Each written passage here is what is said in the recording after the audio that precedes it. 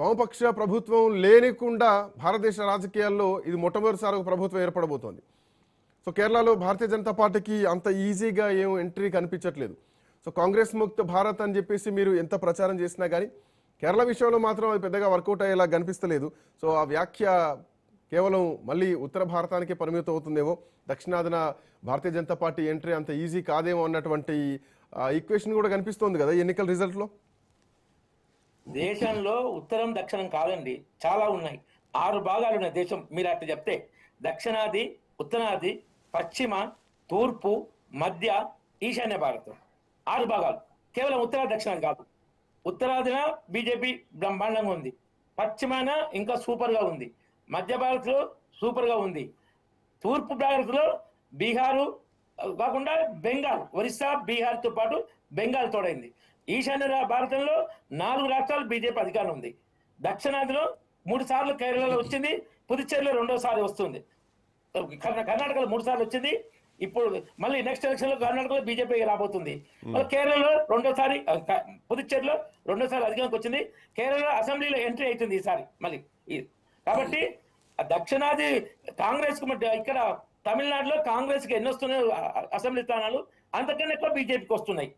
కాబట్టి దక్షిణాదికి ఏదో కాంగ్రెస్ కి అనుకూలం కాదు. అక్కడ 2 సార్లు సిపిఎం పార్టీ నాయకత్వంలోని లెఫ్ట్ డెమోక్రటిక్ ఫ్రంట్ ప్రభుత్వ వ్యతిరేకంగా ఈ యూడిఎఫ్ కాంగ్రెస్ కూటమి అది విజయంగా వస్తుంది తప్ప అక్కడ ఏంటంటే బీజేపీ ఇంకా ఆ స్థాయికి ఎదగాలి. ఈసారి 12% నుంచి 18% పైగా ఓట్లు పెంచుకుంటుంది, 18% వస్తున్నాయి. కాబట్టి నెక్స్ట్ ఈసారి అసెంబ్లీలో ఎంటర్ అయ్యి అసెంబ్లీలో బీజేపీ పాలనని వినిపించి భవిష్యత్తులో కేరళలో కూడా బీజేపీ అధికారంలో రావడానికి అడుగులు ఈ ఎన్నికల్లో పడుతున్నాయని మేము భావిస్తున్నాం. కాబట్టి తమిళనాడులో ద్రవిడ వాదం ఏదైతే డిఎంకే అత్యంత హేయ స్థాయికి తీసుకుపోయిందో అది ఓడిపోతుంది ఇప్పుడు ఫస్ట్ టైం తమిళనాడులో 6 దశాబ్దాల్లో.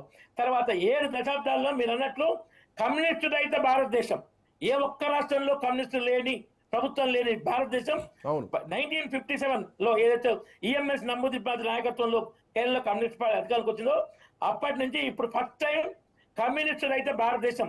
కమ్యూనిస్టు కూడా దేశ ఐక్యతకు ప్రమాదకంగా మారిండు. అది కూడా కమ్యూనిస్టు వ్యతిరేకత. ఇక ఇంతకుముందు మనకు ఇది చెప్పాడు, ఏది బీహార్ నుండి నిపుణుడు అయినంటే తెలంగాణలో కేసీఆర్ మీ వ్యతిరేకతతోని కాంగ్రెస్ ప్రభుత్వం వచ్చింది, అట్నే కేరళలో లెఫ్ట్ మీద వ్యతిరేకతతో కాంగ్రెస్ ప్రభుత్వం వస్తుంది తప్ప దేశంలో ఎక్కడ కాంగ్రెస్ కు పాజిటివ్ ఓటు లేదు. బెంగాల్, అస్సాము, ఏ రాష్ట్రం, తమిళనాడు ఎక్కడ కూడా, పుదుచ్చేరి ఎక్కడ కానీ ఇక్కడ బీజేపీ ఎదగలే ఆ స్థాయి లేదు. కేరళలో ప్రత్యామ్నాయ స్థాయికి ఇంకా రాలే. కాబట్టి మీరన్న మాట ప్రకారం చూసినా మరి పశ్చిమ బెంగాల్లో ఆ స్థాయి వ్యతిరేకత అయితే కనిపించట్లేదు కదా. సో పోటా కనిపిస్తోంది. మమతా బెనర్జీ ఒంటరి పోరు చేస్తే భారతీయ జనతా పార్టీ మొత్తం దేశవ్యాప్తంగా ఉన్నటువంటి నాయకత్వ గణం మొత్తం కూడా దిగింది కదా. దీదీ వర్సెస్ మోడీ లాంటి ఎపిసోడ్ కనిపిస్తుంది. సో ఇందులో దీదీ ఎంత పవర్ కూడా అర్థం చేసుకోవచ్చు. మమతా బెనర్జీ 101, 83 స్థానాలు తేడా ఉంది.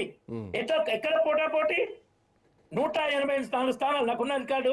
184 స్థానాల్లో బీజేపీ, 101 స్థానంలో మమతా బెనర్జీ. 214 స్థానాల నుంచి 113 స్థానాలు మమతా బెనర్జీ కోల్పోతుంది. సగానికి ఎక్కువ స్థానాలు, తనకున్న స్థానాల్లో సగానికి ఎక్కువ స్థానాలు కోల్పోతే బీజేపీ 137 స్థానాలు 107 స్థానాలు అదనంగా గెలుచుకుంటుంది. 77 నుంచి 184 స్థానాలు బీజేపీ అదనంగా గెలుచుకుంటే 113 స్థానాలు మమతా బెనర్జీ కోల్పోతుంది. 83 స్థానాలు తేడా ఉంది బీజేపీకి మమతా బెనర్జీకి. కాబట్టి పోటీ కానే కాదు అది. మమతా బెనర్జీ గెలుపు కూడా ఊగిసలాడుతుంది. అయితే ఇందాక స్టాలిన్ పడ్డాడు తమిళనాడులో. రామిరెడ్డి గారు ఇందాక మీరు అన్న మాటల్లోంచి ఒకసారి తెలంగాణకు ఈక్వేషన్ చూద్దాం. కేసీఆర్ మీద ఉన్నటువంటి వ్యతిరేకతతోటే కాంగ్రెస్ పార్టీ కోట్లు పడ్డే రేవంత్ రెడ్డి ముఖ్యమంత్రి అవుతారని గతంలో ప్రశాంత్ కిషోర్ చేసిన కామెంట్, అదే ప్రశాంత్ కిషోర్ కామెంట్స్ ని మీరు ఇక్కడ ఉటంకించారు. సో ఇది ఇప్పుడు రేవంత్ రెడ్డి మీద ఉన్నటువంటి వ్యతిరేకత మళ్ళీ కేసీఆర్ వైపు వెళ్తుందా, అది బీజేపీ వైపు ఎందుకు వెళ్తుంది అనుకోవాలా? తెలంగాణ ప్రజలు అంత తొందరగా కేసీఆర్ దోపిడీ మర్చిపోతారు అనుకోము. ఎందుకంటే లోక్సభ ఎన్నికల్లో ఒక్క లోక్సభ స్థానం కూడా టీఆర్ఎస్ చరిత్రలో అది పుట్టినప్పటి నుంచి ఒక్క లోక్సభ సీట్ రాని పరిస్థితి. ఇప్పుడే ఎమ్మెల్సీ ఎలక్షన్స్ లో గ్రాడ్యుయేట్ టీచర్స్ ఎమ్మెల్సీ ఎలక్షన్ లో పోటీ చేసే పరిస్థితి లేదు. బట్ రెండేళ్ల తర్వాత ఇప్పుడు ఆ లోక్సభ ఎన్నికలు అయిపోయి కూడా 2 ఏళ్ల దగ్గర వచ్చింది. 2 ఏళ్ల తర్వాత కూడా ఇంకా అదే ఎఫెక్ట్ ఉంటుంది అనుకోవాలా కేసీఆర్ విషయంలో ప్రజలకు? వాళ్ళు ఉన్న 2 ఎమ్మెల్యే స్థానాలు ఓడిపోయారు, 10 మంది ఎమ్మెల్యేలు విడిచిపోయారు. వాళ్ళు విడిపోయినా కూడా వాళ్ళు దాన్ని కోర్టులో కానీ దాన్ని పోరాడి ఏం విజయం సాధించుకోలే. ఇంకా తప్పుడు డిక్లరేషన్ కూడా ఇచ్చారు. ఎవరినంటే దానం నాగేందర్ను మేము సస్పెండ్ చేస్తామని సుప్రీంకోర్టులో డిక్లరేషన్ ఇచ్చారు. సస్పెండ్ చేయలే. దానం నాగేందర్ ఆ ఎమ్మెల్యే పదవి పోవద్దని వాళ్ళు కాపాడారు. ఈ నెగటివ్ పాలిటిక్స్ ఆయన అసెంబ్లీకి రాడు కేసీఆర్. 1 కోటికి పైగా ప్రజాధనం దిగమింగి అసెంబ్లీకి రాకుండా ఫామ్ హౌస్ లో పండుకుంటున్నారు. తెలంగాణ ప్రజలు గెలిపించేంత అమాయకుల ఆ పరిస్థితి లేదు. వాళ్ళు కొంచెం ఆ యూట్యూబ్ ఛానల్లో యూట్యూబ్ ఛానళ్లతో కొంత ఏదంటే భ్రమ కలిగిస్తున్నారు తప్ప కేసీఆర్ నమ్మే స్థితిలో అంత అమాయకంగా తెలంగాణ ప్రజలు లేరు. కాబట్టి రేవంత్ మీద కోపం ప్రత్యామ్నాయంగా చూస్తారు. దేశవ్యాప్తంగా బీజేపీ కొత్త రాష్ట్రాల్లో వస్తుంటే తెలంగాణ ప్రజల దృష్టికి అంటే మీరన్న పాయింట్ పైనే నర్సేగౌడ్ గారు వినిపిస్తుందా? నర్సేగౌడ్ గారు మీ వాయిస్ క్లియర్ ఉన్నది సార్. యా, ఒక్కసారి మాట్లాడండి. I think some network issue ఉన్నట్టుంది నర్సేగౌడ్ గారు. అదే సిగ్నల్ ప్రాబ్లం, సిగ్నల్ ఇష్యూ ఉంది. బట్ పాయింట్ ఏంటంటే అంటే జాతీయ పార్టీగా భారతీయ తెలంగాణ ఇప్పుడు తమిళనాడులో ఎట్లాంటి సెంటిమెంట్ అయితే ద్రవిడ భావజాలం ఉంటుందో రామరెడ్డి గారు, తెలంగాణలో కూడా తెలంగాణ సెంటిమెంట్ అనేది ఒకటి ఉంటుంది. బట్ ఆ తెలంగాణ సెంటిమెంట్ భారతీయ జనతా పార్టీ ఒడిసి పట్టుకునేటువంటి పరిస్థితులు కనిపిస్తున్నాయి. ఎందుకంటే మొన్న తేజస్వి సూర్య చేసినటువంటి కామెంట్స్ కానీ, అంతకుముందు లోక్సభలో ప్రధానమంత్రి మోడీ చేసినటువంటి కామెంట్స్ కానీ, ఇవన్నీ కూడా రేపు పొద్దున ప్రతిపక్షాలు లేపుతాయి కదా. మొన్న లోక్సభ ఎన్నిక టైంలో ప్రధానమంత్రి గారు ఏం మాట్లాడారంటే రాష్ట్ర విభజన గురించి తీరును తప్ప తెలంగాణ రాష్ట్ర ఏర్పాటుకు మొదలు తీర్మానం చేసింది జాతీయ పార్టీ బీజేపీనే.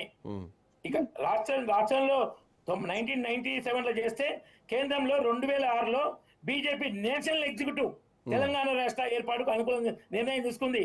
2013 వరకు కాంగ్రెస్ పార్టీ 2009 ప్రకటన చేసినా వెనక్కుపోయింది తప్ప 2013 జూలైలో ఏఐసిసిలో నిర్ణయం తీసుకున్నారు. అంతకు 7 ఏళ్ల ముందే బీజేపీ తెలంగాణకు అనుకూలంగా జాతీయ పార్టీ నిర్ణయం తీసుకుంది. సుష్మా స్వరాజ్ గారు ఆ పార్లమెంట్ లో ఎన్నో సార్లు మీరు బిల్లు పెట్టండి, మేము మద్దతు ఇస్తాం, తెలంగాణ బిడ్డలారా మీరు తెలంగాణ రాష్ట్ర ఏర్పాటును చూడడం కోసం బ్రతుకుండండి, ఆత్మహత్యలు చేసుకోవద్దని విజ్ఞప్తి చేసిన తెలంగాణ చిన్నమ్మ సుష్మా స్వరాజ్. బీజేపీతోనే తెలంగాణ రాష్ట్ర ఏర్పాటులో కీలక పాత్ర బీజేపీ ఉంది. అలాంటి అబద్ధాలు చెప్పం. అది కేసీఆర్ ఒక్కరితో కాదు, బీజేపీ ఒక్కరి కాదు. ఏంటంటే రామరెడ్డి గారు ఉద్యమం చేశాడు, ఎట్లా నడిచిన కాంగ్రెస్ బిల్లు పెట్టింది, బీజేపీ ఒత్తిడితోటి బీజేపీ మద్దతుతో తెలంగాణ వచ్చింది. తేజస్వి సూర్య చేసిన కామెంటు రాష్ట్ర విభజన ఏర్పాటు విధానం గురించి కాదు, దీని ఎఫెక్ట్ ఎన్నికల టైం ఉంటుంది, ఎన్నికల టైం ఖచ్చితంగా ఉంటుంది.